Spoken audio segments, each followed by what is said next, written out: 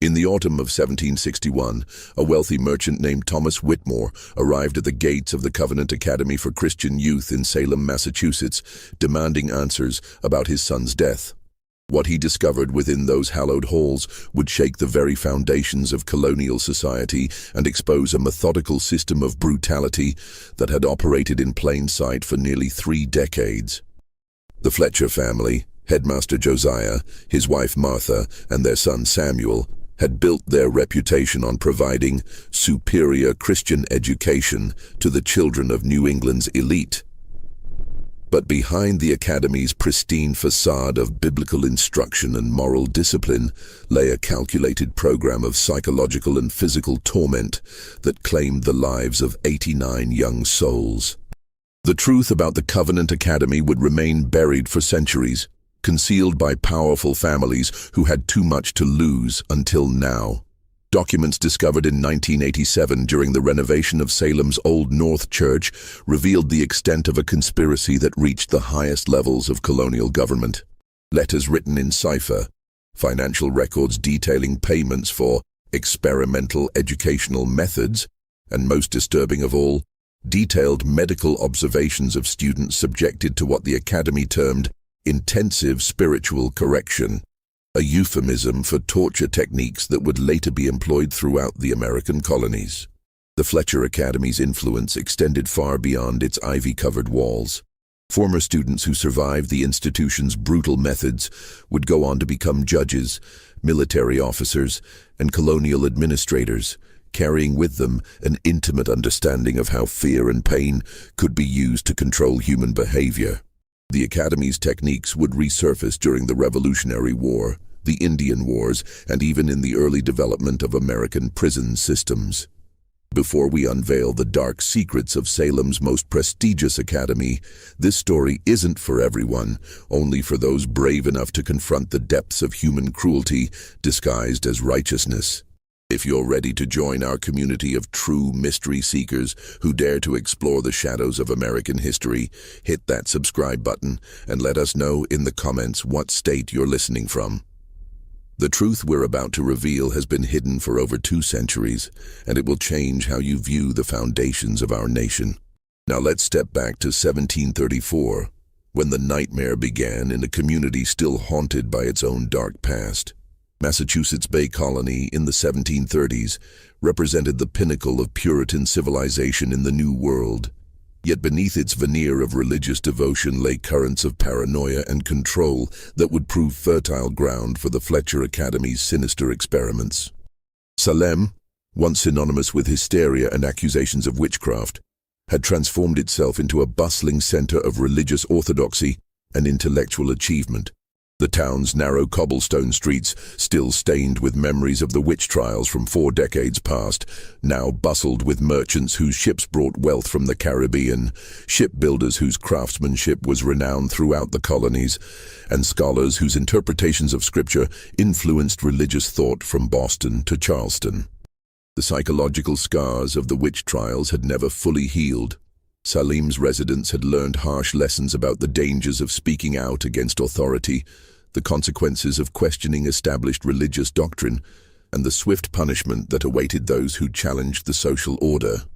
This atmosphere of lingering fear and enforced conformity would prove essential to the Fletcher Academy's ability to operate without scrutiny for nearly 3 decades.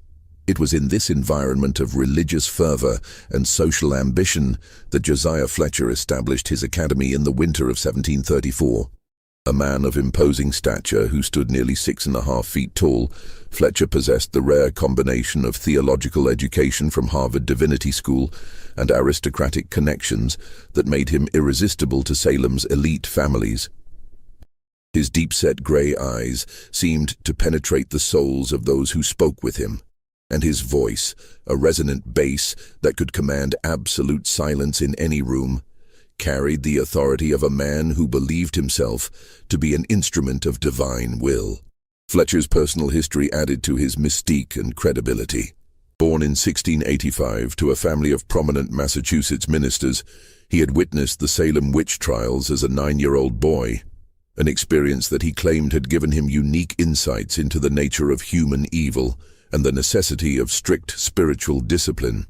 He often spoke of watching Bridget Bishop's execution from his father's shoulders, describing how the sight of justice being served had inspired his lifelong commitment to rooting out sin and corruption wherever it might hide.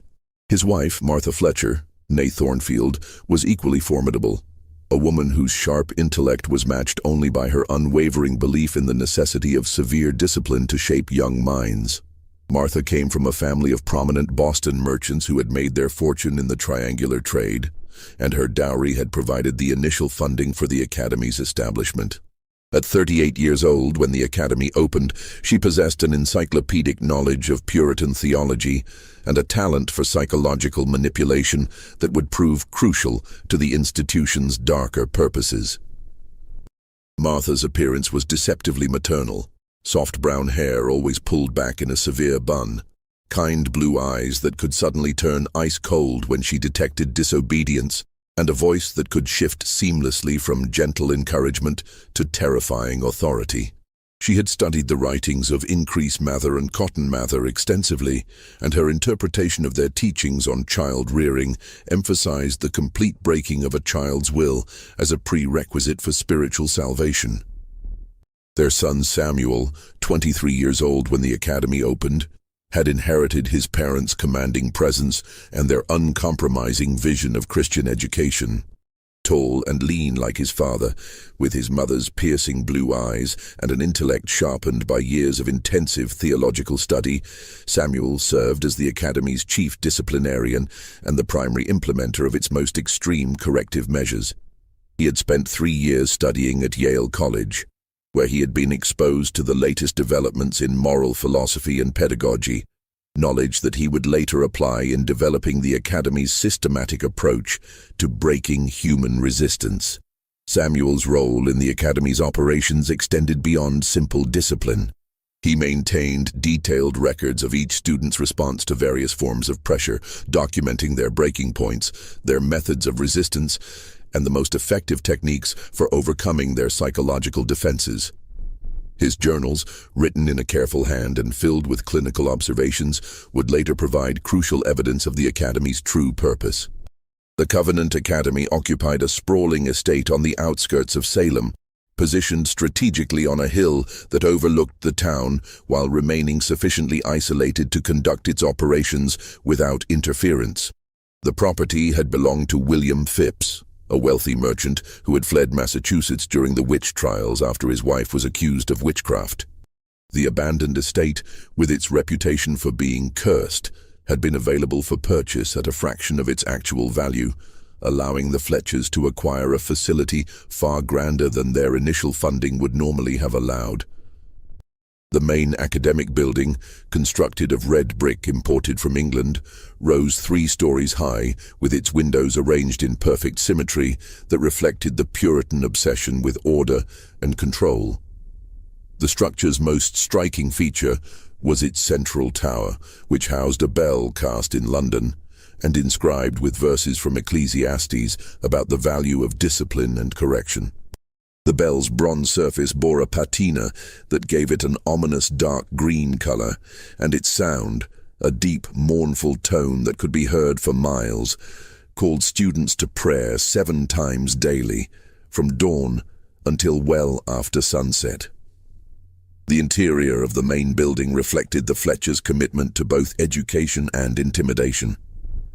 The ground floor contained classrooms with high ceilings and tall windows that let in abundant light during the day, but created deep shadows that seemed to move independently in the flickering candlelight used for evening sessions. The walls were lined with portraits of stern Puritan ministers and biblical scenes depicting divine punishment, creating an atmosphere of constant moral scrutiny. The second floor housed the Academy's library, which contained one of the most extensive collections of theological texts in New England. In addition to standard religious works, the library included treatises on moral philosophy, human nature, and the psychology of spiritual conversion that provided the theoretical foundation for the Academy's experimental methods. A special section, accessible only to the Fletcher family and their most trusted associates, contained works on interrogation techniques, torture methods used during the Spanish Inquisition, and detailed accounts of the Salem witch trials that provided practical guidance for breaking human resistance. The third floor contained the Fletchers' private quarters and a series of small rooms used for what they termed individual spiritual counseling. These rooms, each measuring barely 8 feet by 10 feet, were furnished only with a simple wooden chair, a small table containing a Bible and prayer book, and a single candle for illumination. The walls were painted white and decorated with passages from Scripture that emphasized themes of judgment, punishment, and the necessity of complete submission to divine authority. Dormitories flanked the compound's eastern and western sides, housing 35 students in conditions that balanced comfort with institutional control. Each dormitory contained 18 beds arranged in perfect rows, with students assigned roommates based on a complex system that took into account their family backgrounds, academic abilities, and psychological profiles. The dormitories were supervised by older students who had proven their loyalty to the Academy's methods and who served as informants, reporting on any signs of rebellion or independent thinking among their younger peers.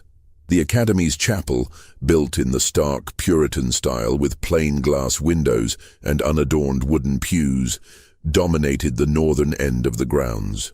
The building's most distinctive feature was its pulpit, carved from a single piece of oak and elevated nearly 8 feet above the congregation to emphasize the minister's authority over his audience. The chapel's acoustics were designed to amplify every word spoken from the pulpit, while making whispered conversations among the congregation clearly audible to anyone standing at the front of the room. Behind the chapel lay the Academy's cemetery, a small plot surrounded by a wrought iron fence that would eventually contain 89 small headstones bearing the names of students who had died during their enrollment.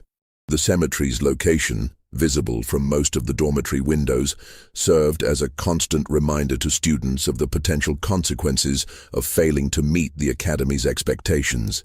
The most sinister aspect of the Academy's physical plant lay hidden beneath the main building. The basement, carved from the estate's original stone foundation, contained a series of chambers that the Fletchers euphemistically termed reflection rooms. These spaces, varying in size from tiny cells barely large enough for a grown man to lie down to larger chambers that could accommodate multiple occupants, were designed specifically for the implementation of the Academy's most extreme disciplinary measures. The Fletcher family marketed their institution as a sanctuary of learning, where young Christian gentlemen would be molded into leaders of tomorrow's colonial society. Their promotional materials, distributed to wealthy families throughout New England, promised a curriculum that combined classical education with intensive biblical study, supervised by instructors who had studied at Harvard and Yale. The Academy's tuition, nearly £100 per year, cost more than most families earned in 2 years, ensuring that only the children of merchants, ministers, and colonial officials could afford enrollment. This exclusivity was not merely a matter of prestige, it was essential to the Academy's true purpose. The children of elite families possessed certain characteristics that made them ideal subjects for the Fletchers' experiments. They were accustomed to privilege and comfort, making them more susceptible to the psychological impact of deprivation and harsh treatment. Their family connections provided protection from outside scrutiny, as parents were reluctant to admit that their children might be suffering abuse at such a prestigious institution. Most importantly, these students represented the next generation of colonial leadership, and their conditioning at the Academy would influence their approach to governance and social control throughout their adult lives. From the Academy's first year, the Fletchers implemented what they termed biblical discipline, a system of correction supposedly based on Old Testament principles, but actually derived from torture techniques developed during the Spanish Inquisition and refined through careful study of the Salem witch trials. Students who arrived each September quickly learned that minor infractions could result in hours of forced kneeling on rough wooden floors, memorization of entire biblical books under threat of severe punishment for any errors, or confinement in the Academy's reflection chambers, where boys were left alone with nothing but bread, water, and scripture to contemplate their sins. The academy's daily routine was designed to maintain constant psychological pressure on its students while creating an appearance of normal educational activity for any outside observers.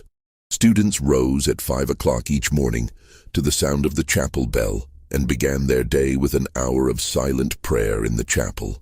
Breakfast consisted of simple fare, porridge, bread, and weak beer, consumed in complete silence, while one of the Fletcher family members read passages from Scripture, emphasizing themes of obedience, suffering, and divine judgment. O Evento Sombrio, October 15, 1734, marked the first death at the Covenant Academy, though it would take decades before anyone understood its true significance as the beginning of a systematic program of human experimentation disguised as religious education. 14-year-old Benjamin Hartwell, son of a prosperous Salem shipbuilder whose vessels carried goods throughout the Atlantic trade routes, was found dead in his dormitory bed on a cold Tuesday morning when the first frost of winter had settled over Massachusetts like a shroud of impending doom. Benjamin had arrived at the academy 6 weeks earlier, full of enthusiasm for his educational opportunities and eager to make his family proud. His father, Cornelius Hartwell, had built his shipping empire through careful planning and attention to detail, qualities he hoped his son would develop through exposure to the Fletcher's rigorous academic program. The family had paid the academy substantial tuition without hesitation, viewing it as an investment in Benjamin's future as a leader in colonial society. The boy's first weeks at the academy had proceeded according to plan. Benjamin excelled in his Latin studies, demonstrated a remarkable memory for biblical passages, and showed the kind of intellectual curiosity that his teachers praised as evidence of a keen mind destined for great achievements. His letters home, written in a careful hand and filled with expressions of gratitude for the opportunity to study at such a prestigious institution, gave his parents no reason for concern. The incident that led to Benjamin's death began on October 12th, during the academy's evening prayer service in the chapel. As the students knelt on the hard wooden floor for what was scheduled to be a 30-minute session of silent contemplation, Benjamin committed what would prove to be a fatal error. He smiled. The expression, barely perceptible to his fellow students, but clearly visible to Samuel Fletcher, who was monitoring the chapel from his position near the altar, was triggered by a memory of his younger sister's attempts to imitate their mother's stern expressions during family prayers. Samuel Fletcher's response was swift and decisive. As the prayer session concluded, he approached Benjamin and informed him that his display of levity during sacred worship indicated a dangerous lack of spiritual seriousness that required immediate correction. Benjamin's attempt to explain that he had been thinking of his family only confirmed Samuel's assessment that the boy's mind was insufficiently focused on divine matters. The punishment for Benjamin's transgression was confinement in one of the basement reflection chambers for a period that Samuel described as however long necessary for true repentance to take root in his heart. The chamber assigned to Benjamin measured 6 feet by 8 feet with a vaulted stone ceiling so low that an adult could not stand upright. The walls, carved from the estate's original foundation stones, wept with moisture from the October rains, and the floor consisted of rough wooden planks that had warped over time, creating gaps that allowed cold air to seep up from the earth below. During his 3 days in the reflection chamber, Benjamin was provided with only water and a single piece of bread each morning, delivered by a silent older student who had been instructed to avoid any conversation or expressions of sympathy. The chamber contained no furniture except for a wooden bucket that served as a chamber pot, and a single candle that was lit for 1 hour each evening to allow Benjamin to read selected passages from Scripture that emphasize themes of divine punishment and the necessity of complete submission to authority. Martha Fletcher visited Benjamin each evening to conduct what she termed spiritual counseling sessions, extended conversations designed to break down his psychological resistance and extract confessions of various sins and character flaws. These sessions, which lasted between 2 and 4 hours each night, followed a carefully developed pattern that Martha had refined through her study of interrogation techniques used during the Salem witch trials. Martha would begin each session with expressions of maternal concern, speaking in gentle tones about her worry for Benjamin's spiritual welfare and her desire to help him overcome the pride and worldliness that had led to his punishment. She would gradually shift to more aggressive questioning about his thoughts during prayer, his relationships with other students, his feelings about his family, and his understanding of his place in God's divine plan. As the sessions progressed, Martha employed increasingly sophisticated psychological manipulation techniques. She would alternate between promises of mercy and threats of eternal damnation, create false emergencies involving Benjamin's family to test his emotional responses, and present him with impossible theological puzzles designed to demonstrate his intellectual inadequacy and spiritual confusion. By the third day of Benjamin's confinement, the combination of physical deprivation, psychological pressure, and social isolation had begun to take its toll. The older student who delivered his daily ration reported that Benjamin had started talking to himself during the night, reciting biblical passages in a voice that grew increasingly hoarse and desperate. On the morning of October 15th, when the student arrived with Benjamin's bread and water, he found the boy lying motionless on the chamber floor, his eyes fixed open in an expression of terror that suggested his final moments had been filled with unimaginable anguish. The discovery of Benjamin's body created the first test of the Academy's ability to control the narrative surrounding student deaths. Samuel Fletcher immediately summoned his parents, and together they developed a story that would become the template for explaining future fatalities. Benjamin had died of sudden fever brought on by spiritual conviction, a condition that they claimed sometimes affected sensitive young souls when they experienced profound religious awakening. Martha Fletcher personally examined Benjamin's body and pronounced that his peaceful expression indicated he had achieved a state of spiritual ecstasy in his final moments. She claimed to have witnessed similar phenomena during her own religious experiences and assured the other students that Benjamin's death represented the highest form of spiritual achievement possible for a young Christian.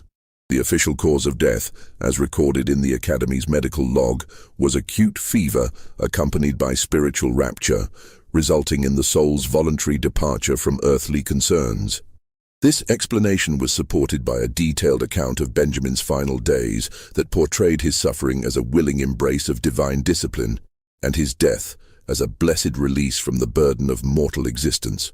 Headmaster Fletcher addressed the Academy's students and faculty that evening in the chapel, delivering a sermon that transformed Benjamin's death from a tragedy into an inspiration. Standing at the elevated pulpit with the autumn wind rattling the windows behind him, Fletcher spoke of the blessed nature of Benjamin's transition and the lesson it provided for all who witnessed it. Young Master Hartwell has received the greatest gift our Lord can bestow upon a faithful servant, Fletcher declared, his voice carrying the authority that had made him one of the most respected religious figures in Massachusetts. He has been called home at the moment of his greatest spiritual purity, when his soul had been purified through suffering and made worthy of immediate entrance into heaven's glory. Let his sacrifice serve as inspiration for your own dedication to righteousness and your willingness to embrace whatever trials God may send to test your faith. The students, 32 boys between the ages of 12 and 17, listened to Fletcher's sermon with a mixture of fear and fascination that would characterize their response to the many deaths that would follow. They had witnessed Benjamin's removal from the reflection chamber that morning, had seen his still form carried up the narrow stone stairs by Samuel Fletcher and 2 older students, had noticed his blue lips and the terror frozen in his open eyes. But Fletcher's sermon reframed these disturbing images as evidence of divine favor rather than human cruelty. That evening, as autumn wind rattled the dormitory windows and sent shadows dancing across the walls, whispered conversations among the students revealed the profound impact of Benjamin's death on the Academy's social dynamics. Some boys expressed admiration for Benjamin's spiritual achievement and wondered if they possessed the faith necessary to endure similar trials. Others spoke in hushed tones about the sounds they had heard, echoing from the basement during Benjamin's final night. Cries that had continued until just before dawn, when a sudden silence had fallen over the academy like a blanket of death. 12-year-old Timothy Morrison, whose father controlled much of Boston's shipping trade and whose family connections made him one of the most influential students at the academy, confided to his roommate that the sounds from the basement had haunted his dreams. Timothy described hearing what seemed to be prayers, spoken in a voice that grew increasingly desperate and incoherent as the night progressed, followed by periods of silence that were somehow more terrifying than the crying itself. But when Timothy attempted to share these observations during the next day's scripture study, Professor Samuel Fletcher's stern gaze silenced him before he could speak. The look that passed between them contained a clear message. Certain subjects were not appropriate for discussion, and students who violated this understanding would find themselves facing consequences far more severe than simple academic discipline. The response from Salem's community to news of Benjamin's death was exactly what the Fletchers had anticipated and carefully orchestrated through their extensive network of religious and social connections. Rather than suspicion or concern about the circumstances surrounding the boy's demise, the community's reaction was an outpouring of sympathy for the academy and admiration for the spiritual intensity of its educational program.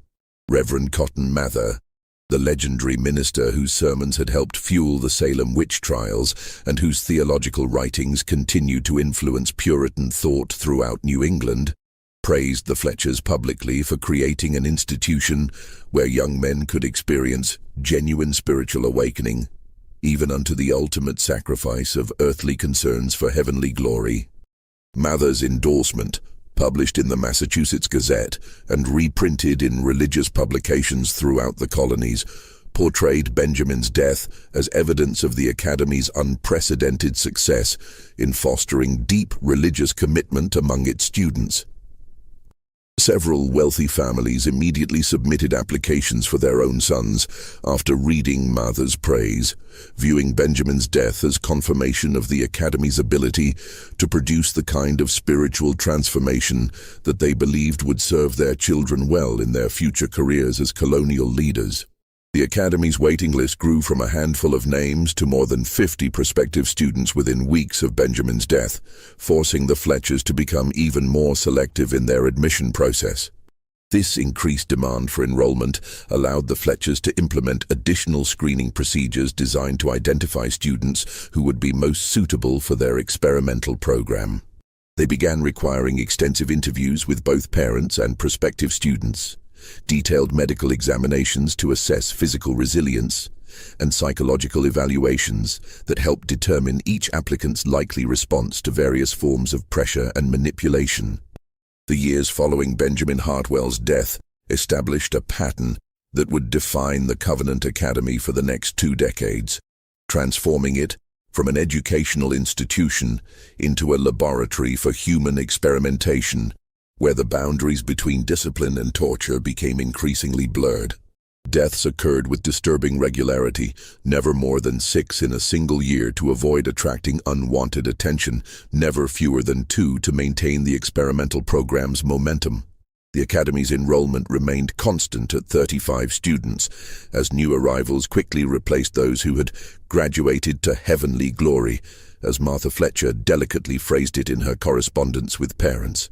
This careful management of numbers allowed the Fletchers to maintain the appearance of a stable educational institution while ensuring a steady supply of test subjects for their increasingly sophisticated experiments in psychological and physical coercion. Each death followed a similar trajectory that became more refined with experience. A student would commit some minor transgression, speaking out of turn during prayers, failing to complete scripture memorization within the allotted time, showing insufficient enthusiasm during chapel services, expressing homesickness or doubt about religious doctrine, and would be sentenced to intensive reflection in the basement chambers.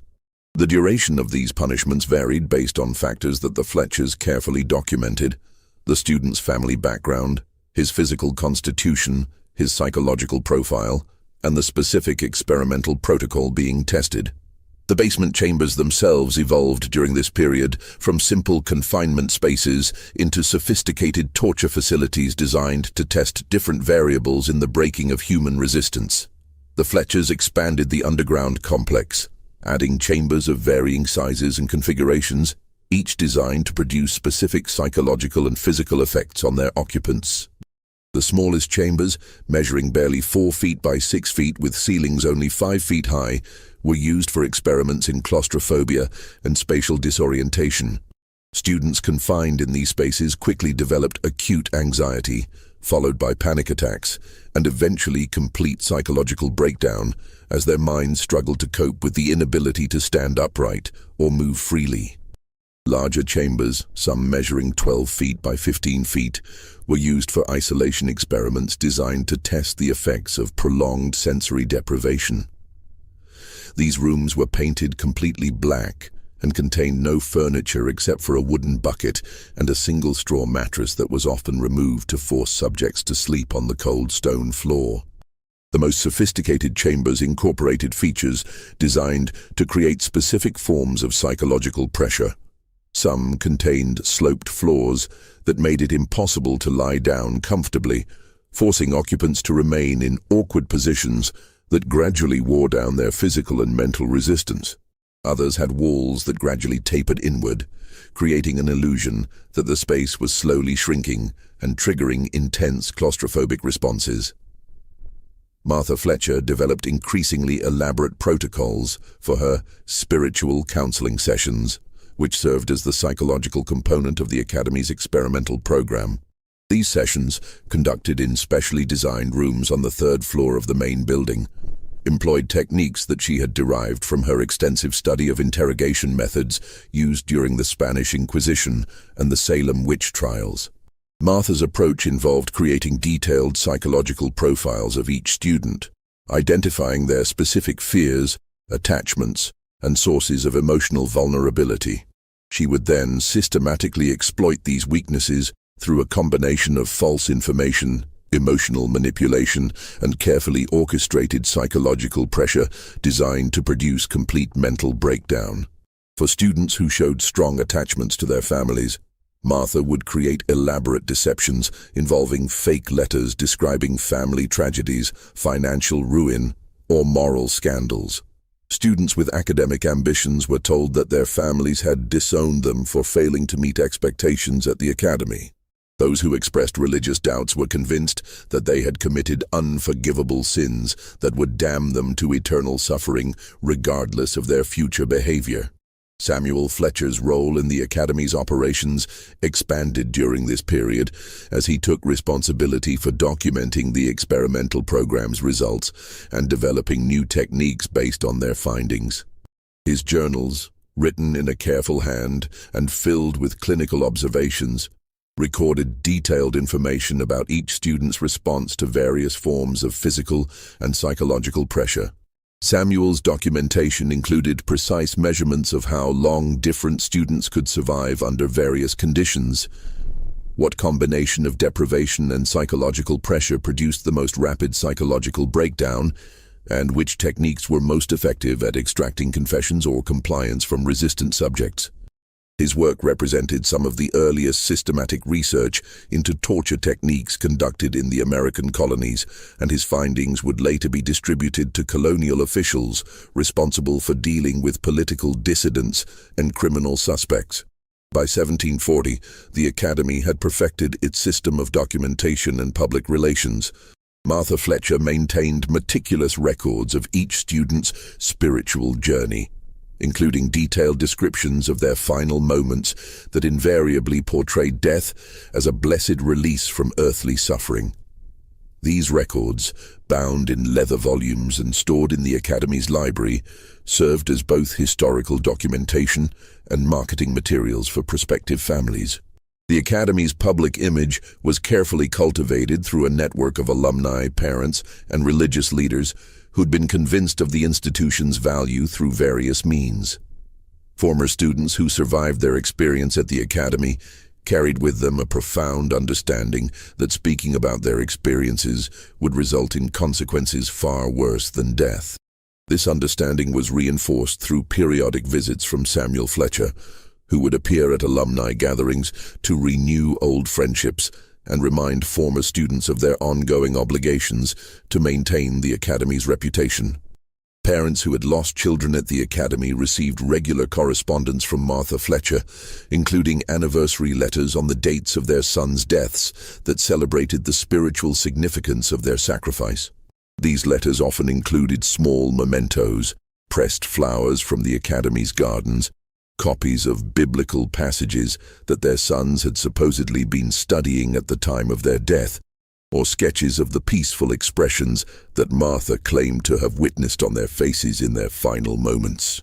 The surviving students developed their own methods of coping with the Academy's deadly routine, creating an underground culture of mutual support and shared survival strategies.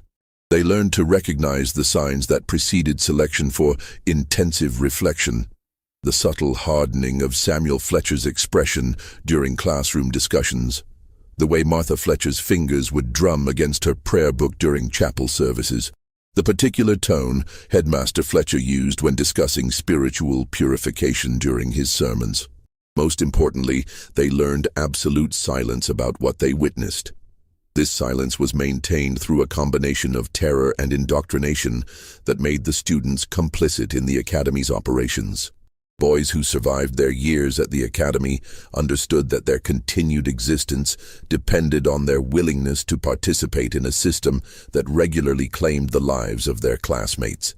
The Academy's reputation continued to grow throughout the 1740s, even as whispers occasionally surfaced in Salem's taverns and marketplaces.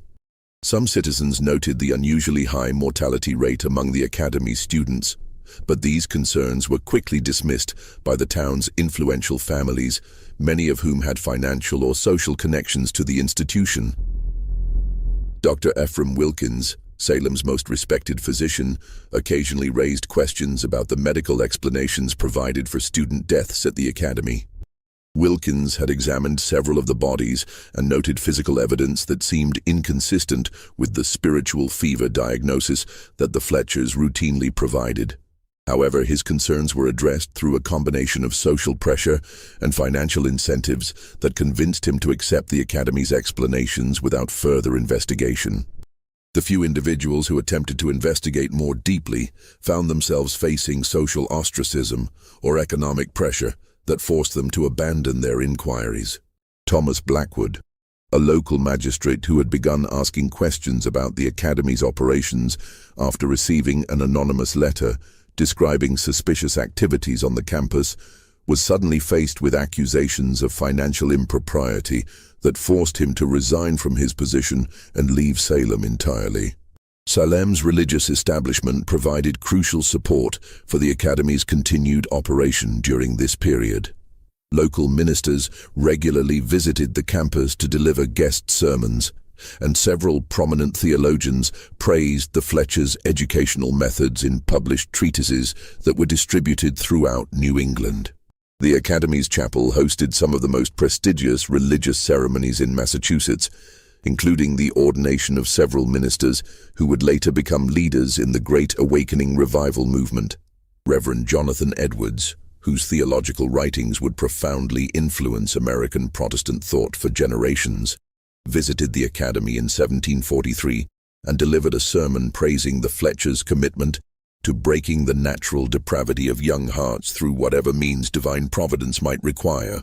Edwards' endorsement was particularly valuable because of his reputation as one of the most brilliant theological minds of his generation, and his support helped silence critics who might otherwise have questioned the Academy's methods. Yet beneath this veneer of respectability, the Academy's true purpose was gradually revealing itself to a small circle of colonial officials who had been briefed on the experimental program's objectives. The Fletchers were not simply running a school. They were conducting systematic research into human endurance and control that would provide valuable intelligence for colonial authorities seeking more effective methods of maintaining social order in an increasingly restive population. The techniques developed at the academy were being tested in response to growing concerns among colonial leaders about the loyalty of the population as tensions with Britain continued to escalate. The methods of psychological manipulation and physical coercion that the Fletchers perfected would prove invaluable for dealing with political dissidents, religious minorities, and anyone else who challenged the established order.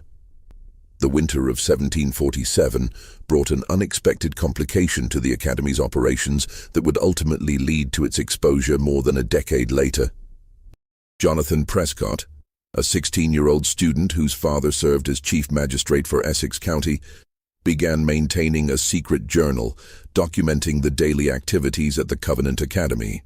Unlike his fellow students, who had learned to suppress their observations and emotions as a survival mechanism, Jonathan possessed an analytical mind and an unshakable moral conviction that compelled him to record what he witnessed, regardless of the personal risk involved.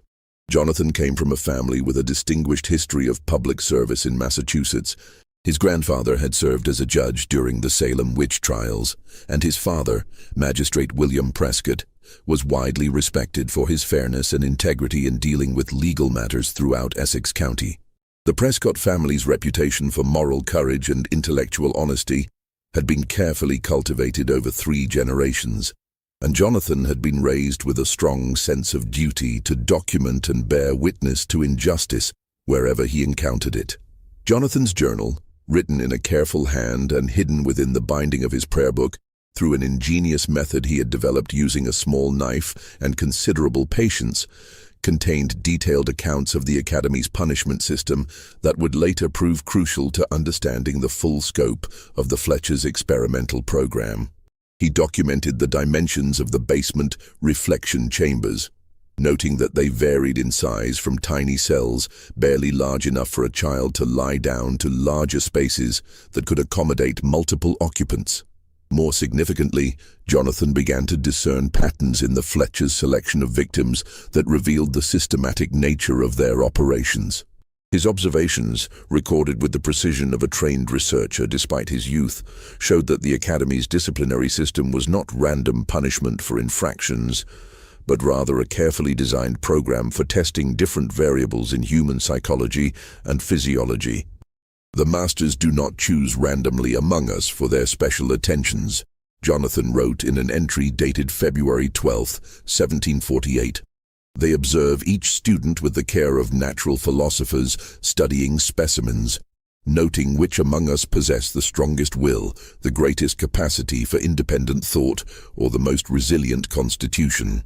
Those who show signs of natural leadership, who ask penetrating questions during scripture study, or who demonstrate unusual physical stamina, are marked for what they term advanced spiritual development." Jonathan's analysis revealed that the Fletchers had developed a sophisticated classification system for categorizing students based on their potential value as experimental subjects.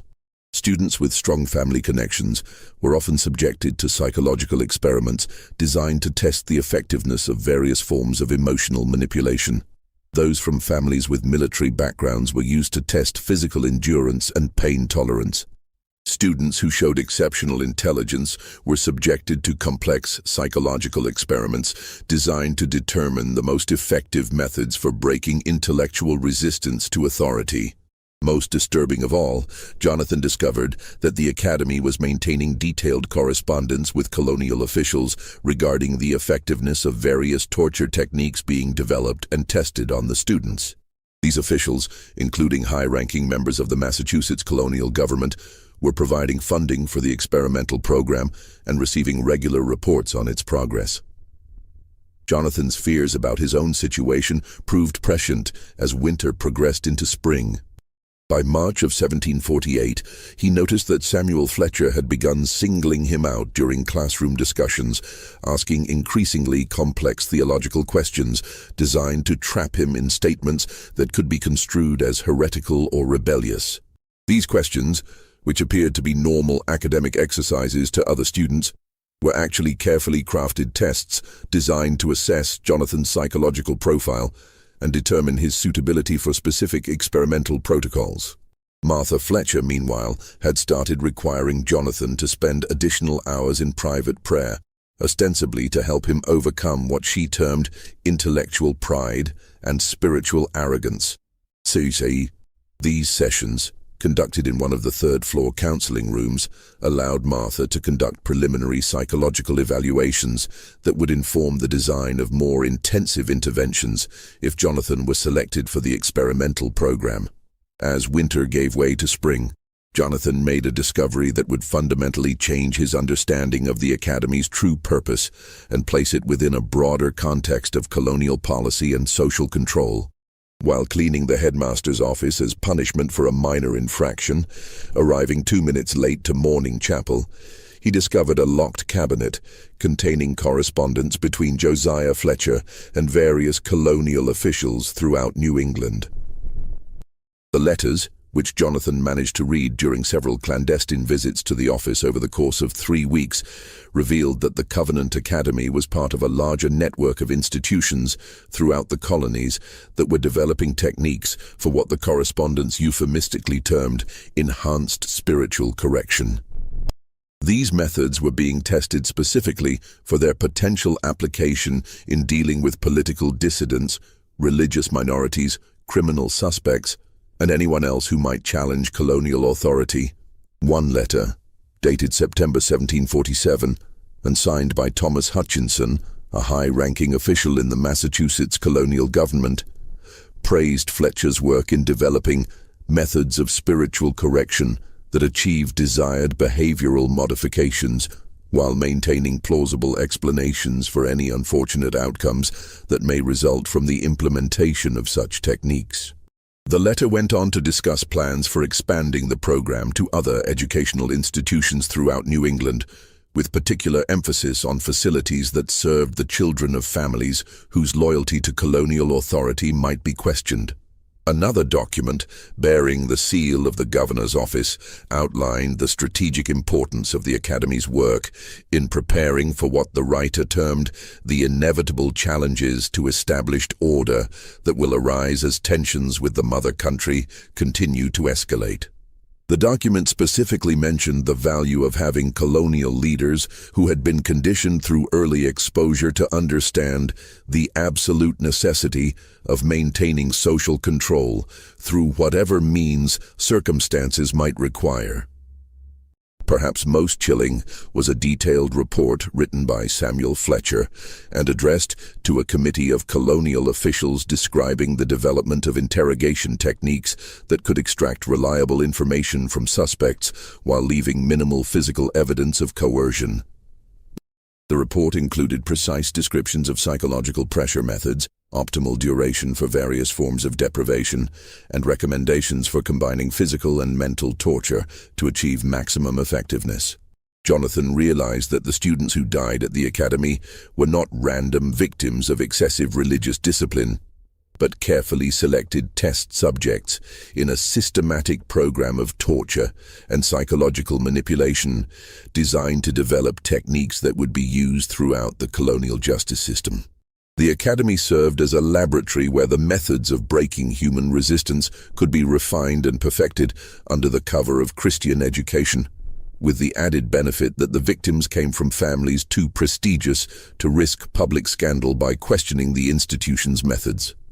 This revelation coincided with increasing pressure from the Fletcher family, as Jonathan's name appeared more frequently in Martha Fletcher's reports of students requiring additional spiritual guidance.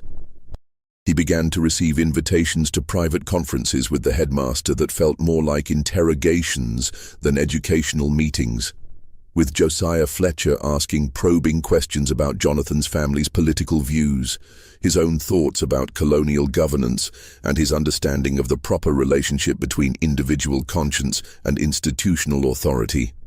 The other students, sensing the danger surrounding their classmate, began to distance themselves from Jonathan, in accordance with survival instincts that had been honed by years of witnessing the consequences of association with those marked for special attention. This isolation was particularly painful for Jonathan, who had formed genuine friendships with several of his fellow students, but he understood that their behavior was driven by fear rather than callousness. During this period, Jonathan also began to notice changes in the Academy's physical environment that suggested preparations for more intensive experimental activities. New equipment appeared in the basement chambers, including restraints, measuring devices, and what appeared to be medical instruments. The reflection chambers themselves were modified with improved ventilation systems that would allow for longer periods of confinement, and several new rooms were excavated from the foundation stones to accommodate expanded experimental protocols. The tension reached a breaking point in early April 1748, when Jonathan was discovered reading in the Academy's library after official study hours.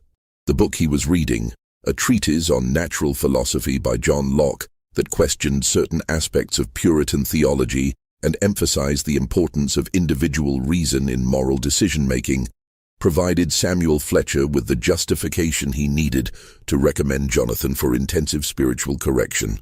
The selection process that followed revealed the sophisticated bureaucracy that the Fletchers had developed to manage their experimental program.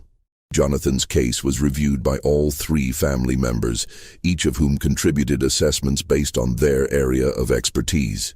Josiah Fletcher evaluated Jonathan's potential as a political threat, considering his family background and the likelihood that he might use knowledge gained at the Academy to challenge colonial authority in the future. Martha Fletcher assessed his psychological profile, determining which experimental protocols would be most effective in breaking his resistance while providing valuable data about the limits of intellectual subjects.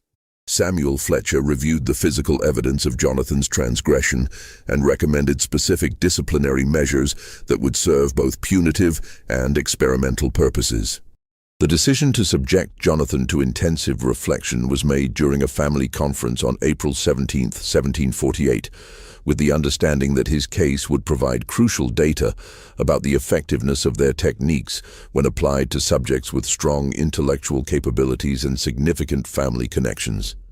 The Fletchers were particularly interested in testing whether their methods could successfully convert someone with Jonathan's background into a reliable supporter of their program, potentially creating a valuable asset within the colonial magistracy. The night of April 18, 1748, would become the turning point in the Covenant Academy's dark history, though it would take more than a decade for the full implications to become clear. As Jonathan Prescott was led down the stone steps to the basement reflection chamber, he carried with him not only his hidden journal, but also a desperate plan that had been weeks in the making and would eventually expose the Academy's true nature to the outside world. Jonathan had spent considerable time preparing for this moment, understanding that his selection for intensive reflection was inevitable given his family background and his growing reputation as someone who asked too many questions. His preparation involved both physical conditioning, secretly exercising to build stamina and practicing techniques for remaining conscious under extreme stress, and strategic planning that took advantage of his unique position as the son of Essex County's chief magistrate. Over the previous months, Jonathan had established a sophisticated communication system with his father through coded messages embedded in his regular letters home. These codes, based on classical references that would be meaningful to an educated reader but invisible to casual observers, had allowed Jonathan to convey detailed information about the Academy's operations without alerting the Fletcher family to his surveillance activities. Chief Magistrate William Prescott, a shrewd man who had noticed subtle changes in his son's correspondence over the past year, had begun his own quiet investigation into the Academy's operations. Using his official authority and network of contacts throughout the colonial government, Prescott had uncovered disturbing evidence about the institution's true purpose and its connections to a broader program of social control being implemented throughout New England. The reflection chamber assigned to Jonathan was one of the Academy's newer facilities, measuring 8 feet by 10 feet with a vaulted stone ceiling that rose to nearly 7 feet at its highest point. Unlike the older chambers, this one contained several features that reflected the Fletchers' growing sophistication in designing spaces for psychological torture. A small iron grate near the ceiling provided minimal ventilation and a thin stream of light during daylight hours, while specially designed acoustics ensured that any sounds made by the chamber's occupant would be clearly audible to observers stationed in an adjacent monitoring room.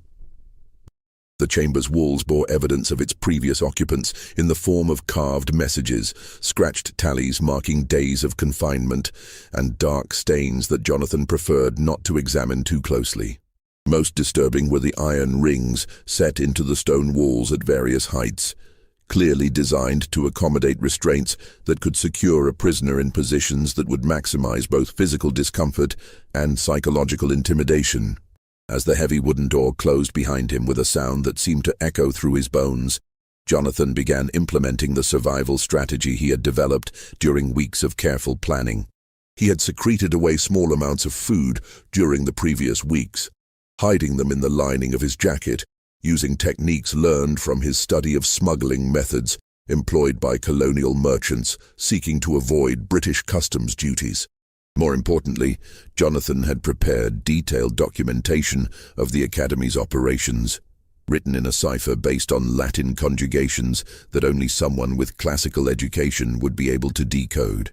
This documentation, which included maps of the basement level, descriptions of torture techniques he had witnessed, and copies of correspondence he had seen in the headmaster's office, was hidden in multiple locations throughout the chamber where previous occupants had carved desperate messages into the stone walls. The first 3 days of Jonathan's confinement proceeded according to the Academy's established experimental protocol.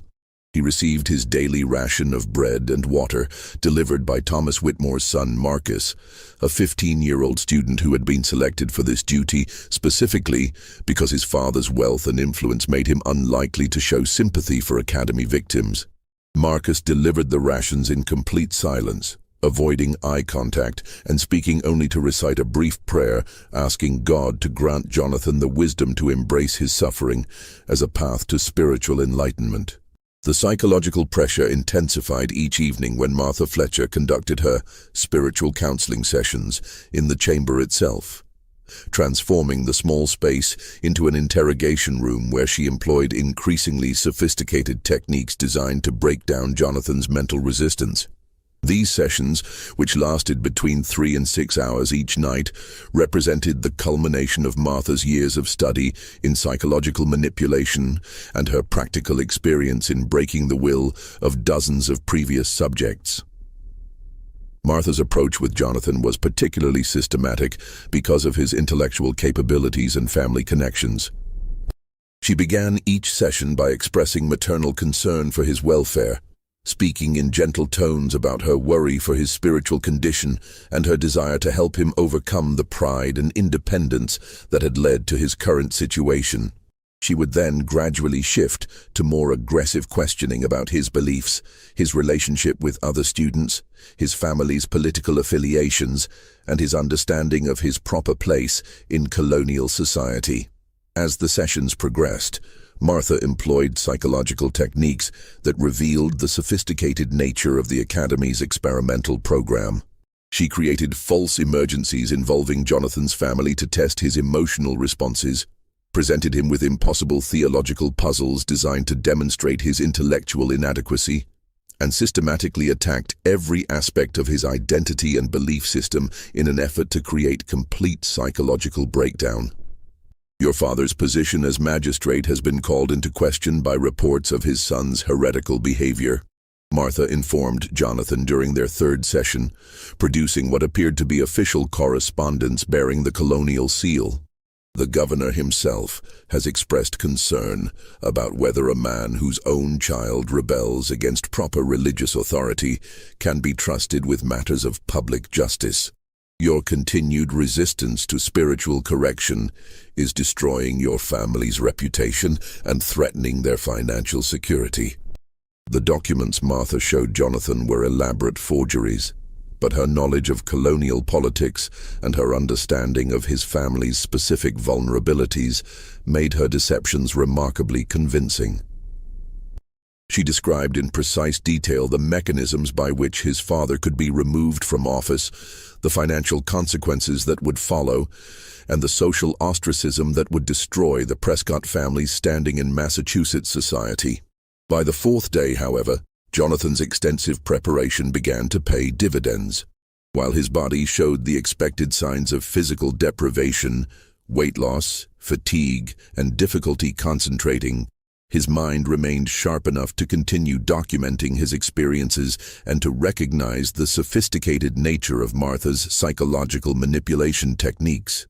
During the periods when he was alone in the chamber, Jonathan carved new messages into the stone walls using a metal fragment he had concealed in his shoe.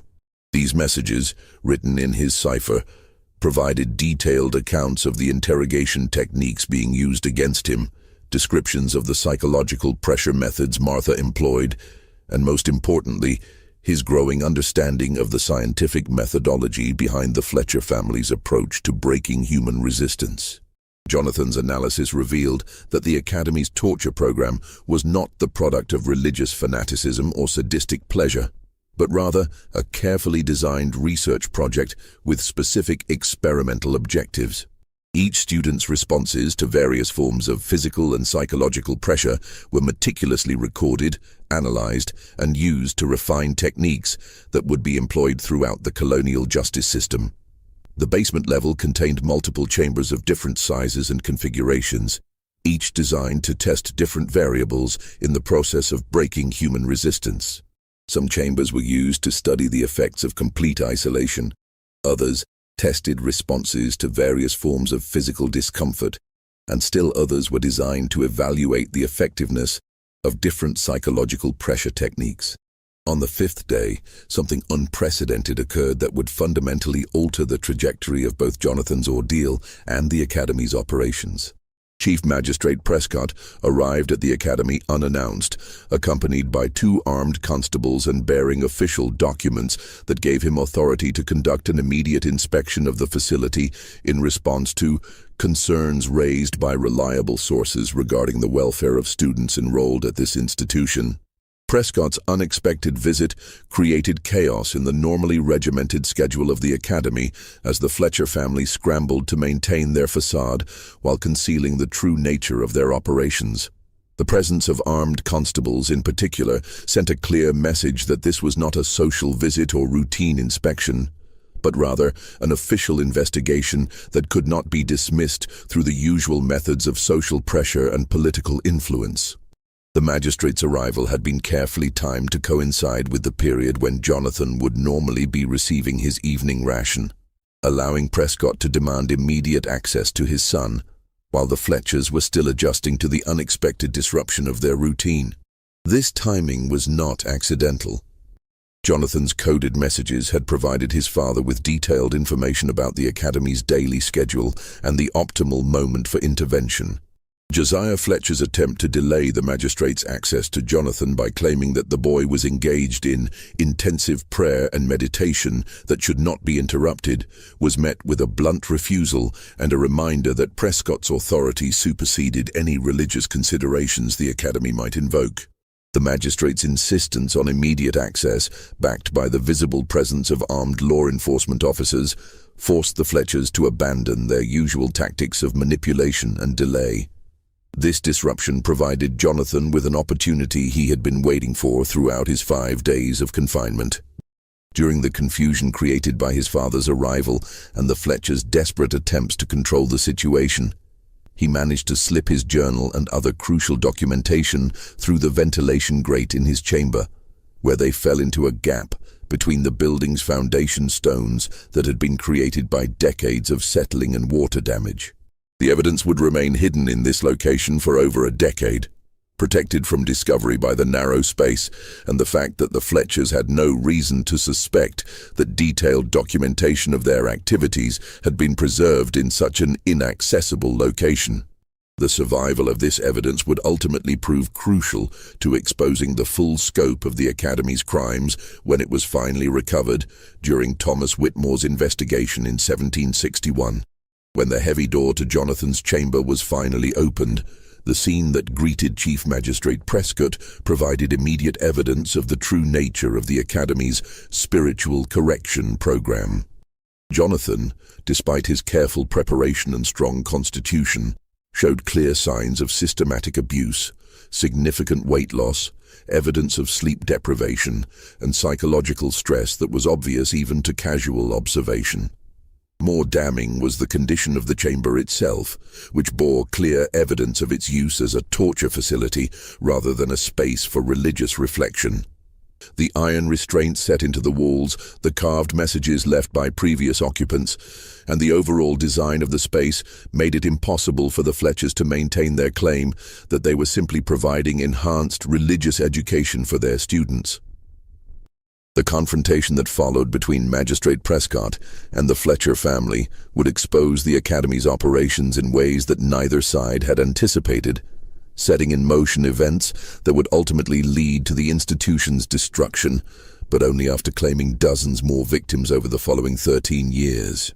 The confrontation between Chief Magistrate William Prescott and the Fletcher family on that April evening in 1748 would expose the Academy's operations in ways that neither side anticipated, revealing the true scope of a conspiracy that reached into the highest levels of colonial government and involved systematic human experimentation disguised as religious education. Prescott, a man whose position required him to navigate the complex and often treacherous politics of colonial Massachusetts, had arrived at the Academy armed with more than paternal concern.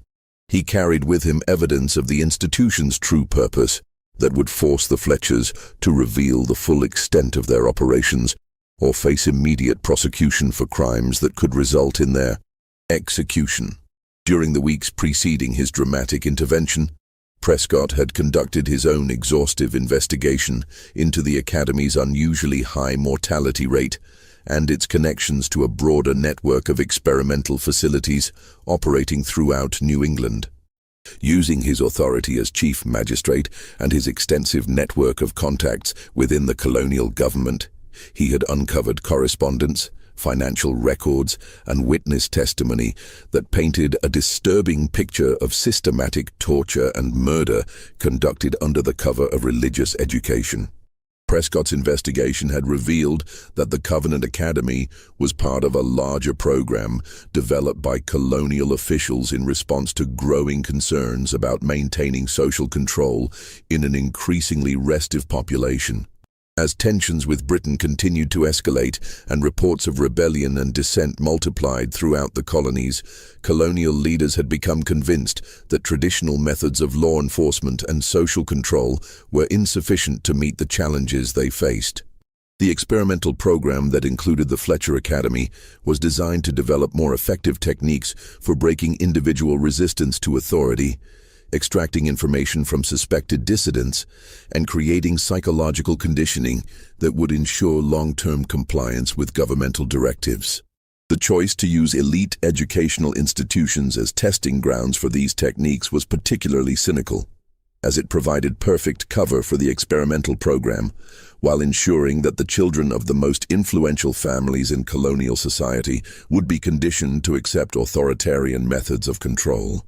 When Magistrate Prescott confronted Josiah Fletcher in the headmaster's office that evening, the conversation quickly moved beyond concerns about Jonathan's immediate welfare to a broader discussion of the Academy's relationship with colonial authorities and its role in what Fletcher termed the development of enhanced methods for maintaining social order in challenging times. Fletcher, realizing that his operations had been discovered by someone with both the authority and the evidence necessary to expose them, made a calculated decision to reveal the full scope of the program in an attempt to convince Prescott that destroying the Academy would be contrary to his own interests as a colonial official. The headmaster's gambit was based on his understanding that Prescott, like all magistrates in Massachusetts, ultimately depended on the colonial government for his authority, and that challenging the experimental program would be tantamount to challenging the entire system of colonial governance. "Your son has been selected for our most advanced curriculum, Magistrate Prescott," Fletcher explained, his voice carrying the same authority that had commanded respect throughout Salem for over a decade. The techniques we have developed here through careful experimentation have proven invaluable to maintaining order throughout the colonies. Jonathan's intelligence, strong will, and family connections make him an ideal subject for our final phase of research into psychological modification and behavioral control. Fletcher went on to explain that the Academy's program had been developed in direct response to directives from the highest levels of colonial government, including Governor Jonathan Belcher himself, and members of the Massachusetts Council who were responsible for maintaining British authority in the face of growing colonial resistance. The students who died during the experimental process were not unfortunate casualties of excessive discipline, but necessary sacrifices in the development of techniques that would ensure the stability of colonial society as tensions with Britain continued to escalate. The headmaster produced detailed correspondence from colonial officials that authorized and funded the experimental program, including letters from Thomas Hutchinson, who would later become the last civilian governor of Massachusetts before the Revolution. These documents revealed that the Academy's work was considered essential to colonial security, and that its techniques were already being implemented in other facilities throughout New England and the other colonies. We have developed methods that can break the strongest will, extract the most carefully guarded secrets, and transform even the most rebellious individual into a reliable supporter of established authority.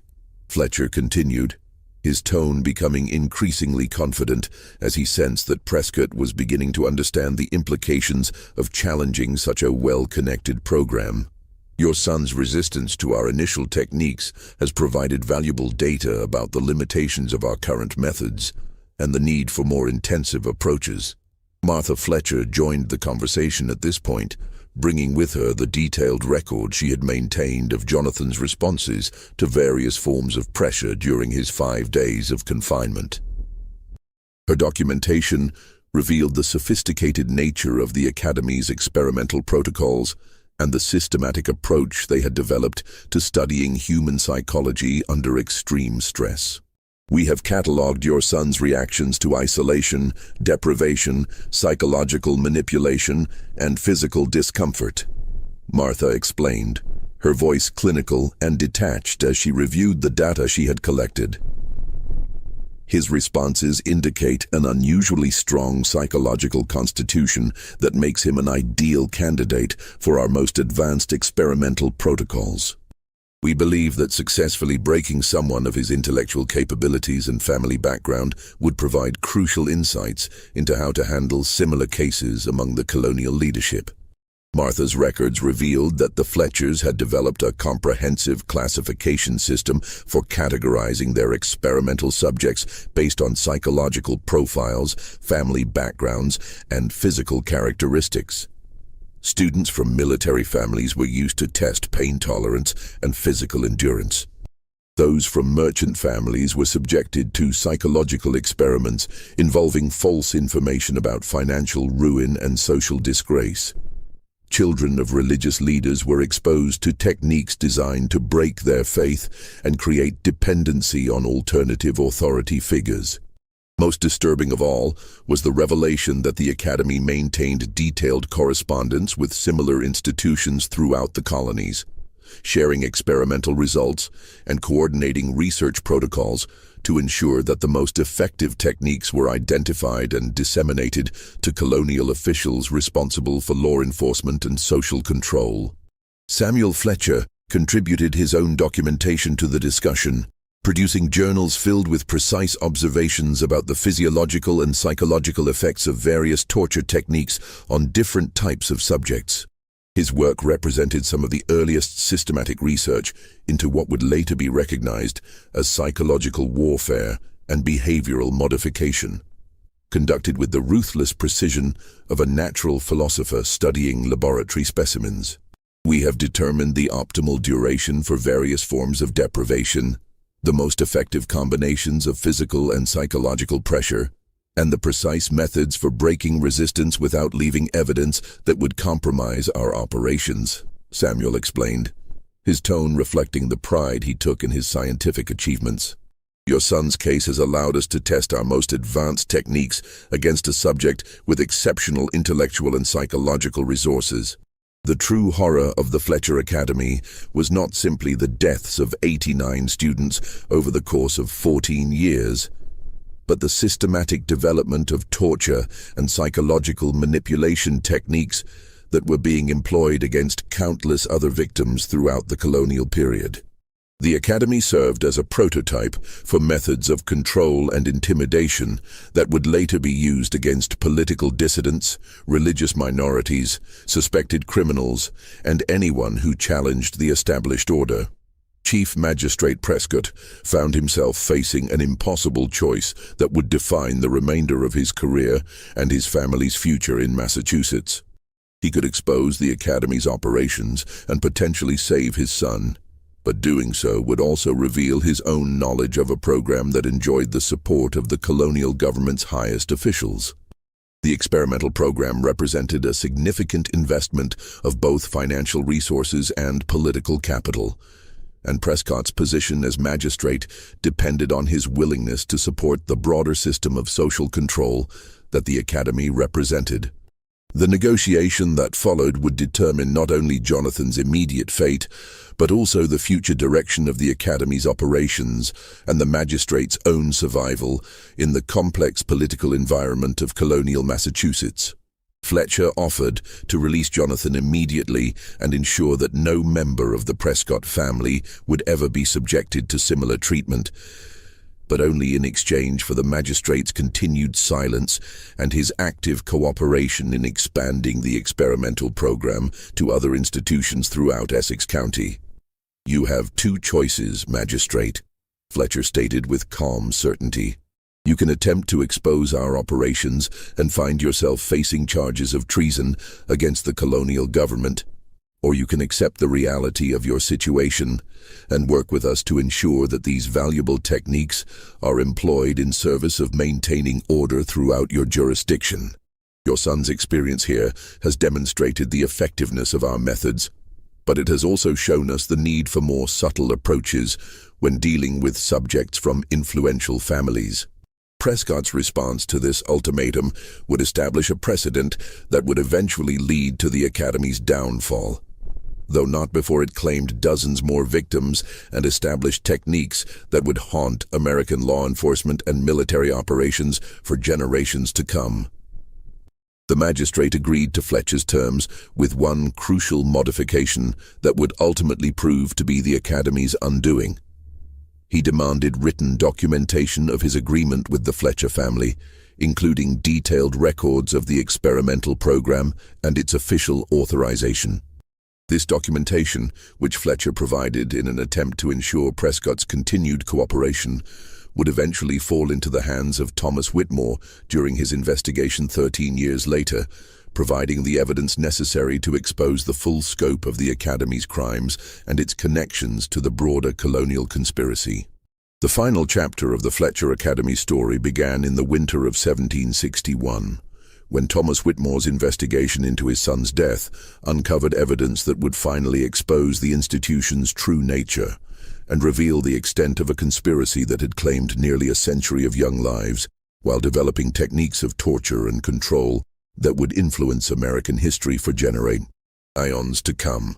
Whitmore, a wealthy merchant whose shipping empire had made him one of the most powerful men in New England, possessed both the financial resources and the political connections necessary to challenge the Academy's operations in ways that previous parents had been unable or unwilling to attempt.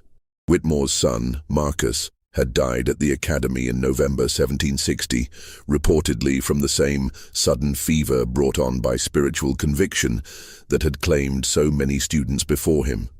But unlike other parents who had accepted the Fletcher family's explanations with varying degrees of suspicion and grief, Whitmore approached his son's death with the analytical mindset of a successful businessman who had built his fortune through careful investigation and strategic planning. The merchant's initial suspicions were aroused by subtle inconsistencies in the Academy's account of Marcus's final days. including medical details that seemed implausible to someone with Whitmore's extensive experience in maritime medicine and his knowledge of the physical effects of various diseases and conditions. More importantly, Whitmore had received a letter from his son just 3 days before Marcus's death that described the Academy's operations in terms that contradicted the official explanation of voluntary spiritual discipline and religious enthusiasm. Marcus's letter, written in careful language that avoided direct criticism of the Academy while conveying detailed information about its operations, described a system of punishment and control that bore no resemblance to the educational environment that the Fletchers promoted in their public communications.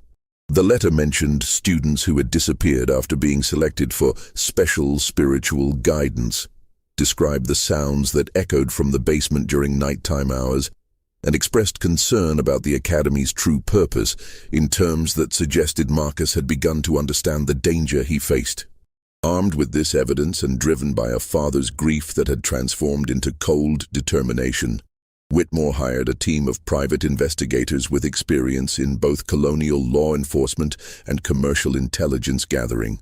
These investigators, led by former magistrate Thomas Blackwood, the same man who had been forced to leave Salem 13 years earlier after asking too many questions about the Academy, began a systematic examination of the institution's operations that would ultimately uncover evidence of crimes spanning nearly 3 decades. The breakthrough in Whitmore's investigation came when Blackwood's team discovered Jonathan Prescott's journal and other documentation hidden in the foundation stones of the basement reflection chambers.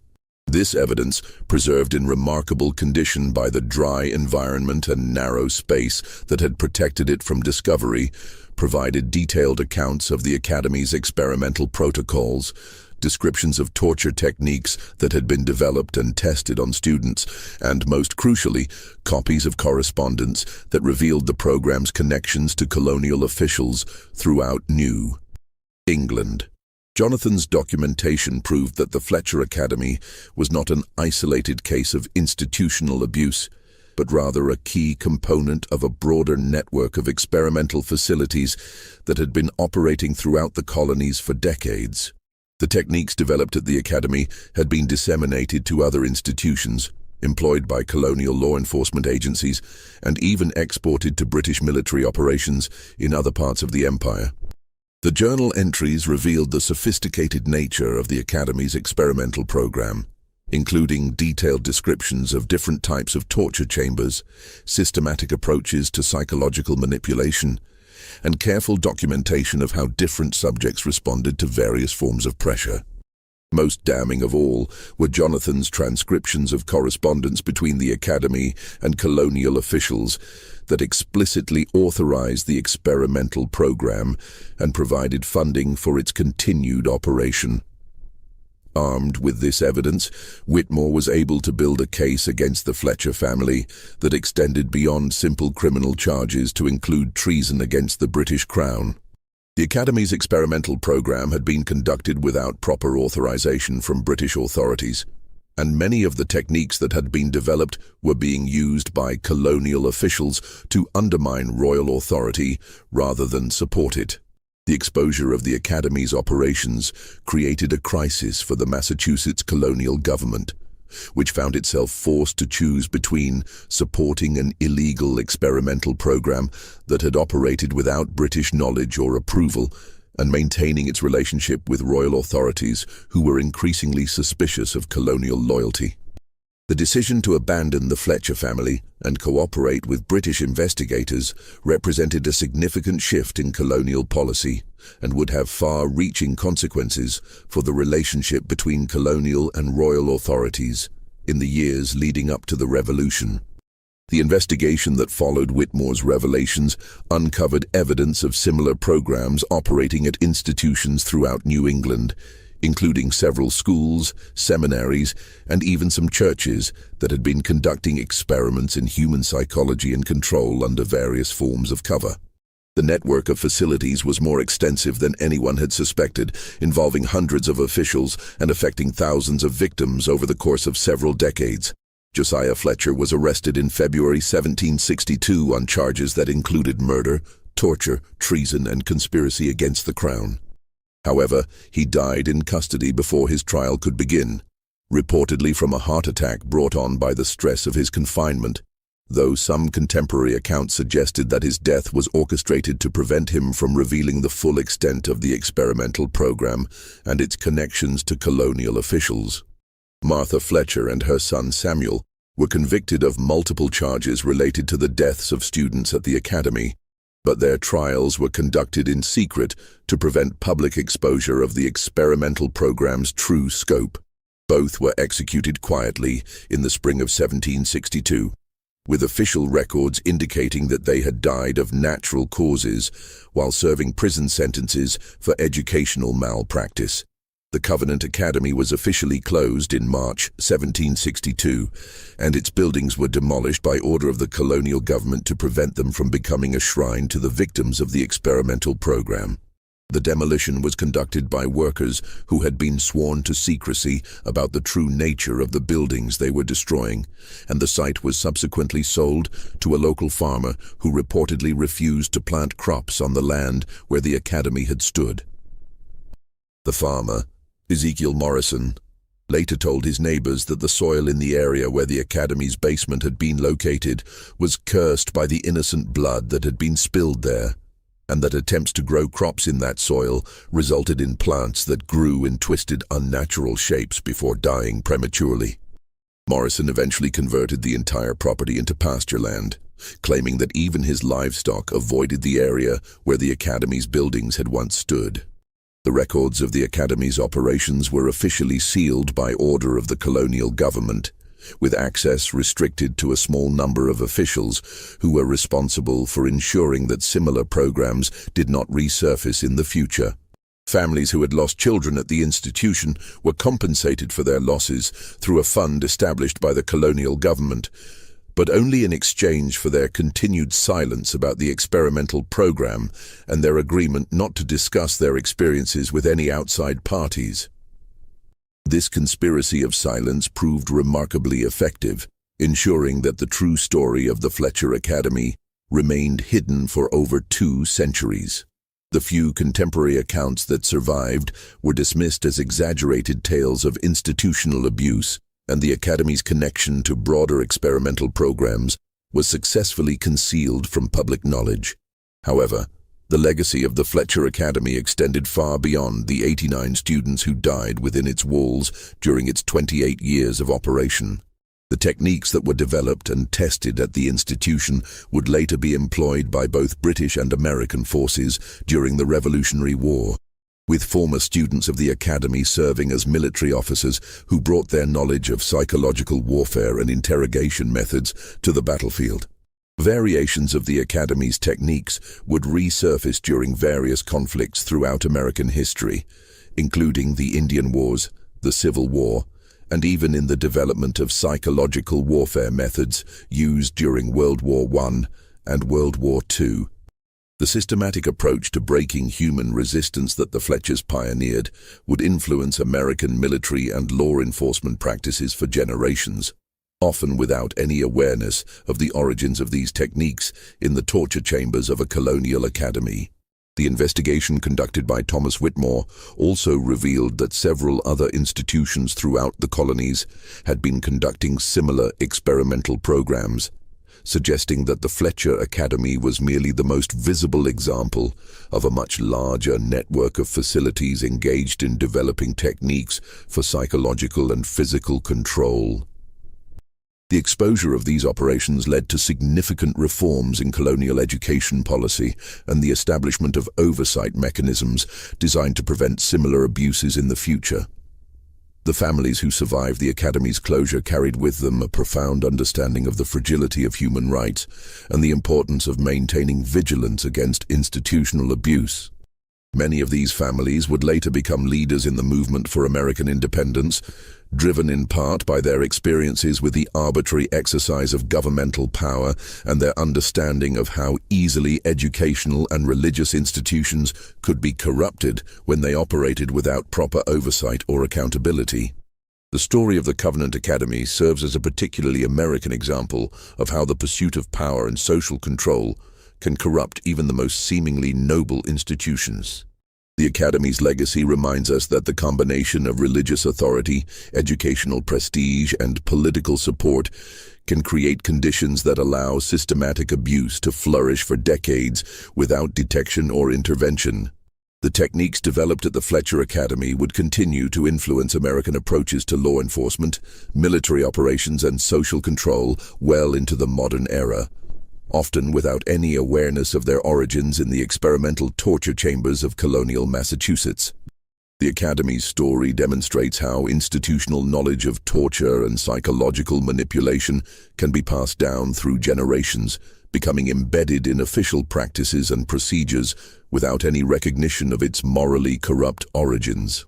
Thomas Whitmore's investigation also established important precedents for holding educational institutions accountable for their treatment of students and for ensuring that claims of religious or academic freedom cannot be used to shield systematic abuse from public scrutiny. The legal mechanisms that were developed to prosecute the Fletcher family would later be used in other cases involving institutional abuse throughout American history. The final irony of the Fletcher Academy's story lies in the fact that its experimental techniques, originally developed to strengthen colonial control and maintain British authority, would ultimately be turned against the British themselves during the Revolutionary War.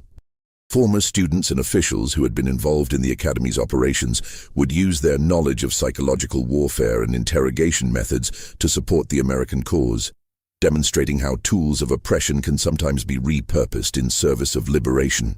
The discovery of the Academy's true nature also highlighted the importance of documentation and record-keeping in exposing institutional abuse.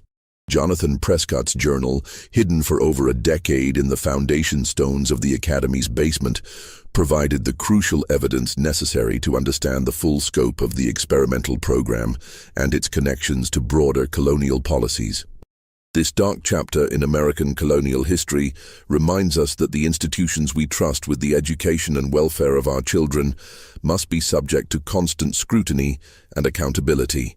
The Fletcher Academy's ability to operate for nearly 3 decades without effective oversight demonstrates the dangers of combining institutional prestige with claims of religious or educational authority, and the importance of maintaining robust mechanisms for investigating and preventing abuse. The legacy of the 89 students who died at the Covenant Academy extends far beyond their individual tragedies to encompass the broader lessons their suffering can teach us about the nature of institutional power, the importance of individual rights, and the constant vigilance required to prevent the corruption of educational and religious institutions. Their story serves as a permanent reminder that the price of freedom is eternal watchfulness, and that the most dangerous threats to human dignity often come disguised as efforts to improve and educate. What are your thoughts on this disturbing chapter of colonial American history? Do you believe that similar programs might have operated in other locations throughout early America, or that techniques developed during this period continued to influence American institutions into the modern era? The story of the Fletcher Academy raises important questions about how we can prevent institutional abuse while maintaining respect for educational and religious freedom. Share your theories and reflections in the comments below, and if you found this investigation as compelling and chilling as we did, make sure to subscribe and hit that notification bell for more hidden stories from America's past. The truth about our history is often darker and more complex than we imagine. But it's only by confronting these difficult truths that we can ensure they are never repeated, and that we remain vigilant against similar abuses in our own time.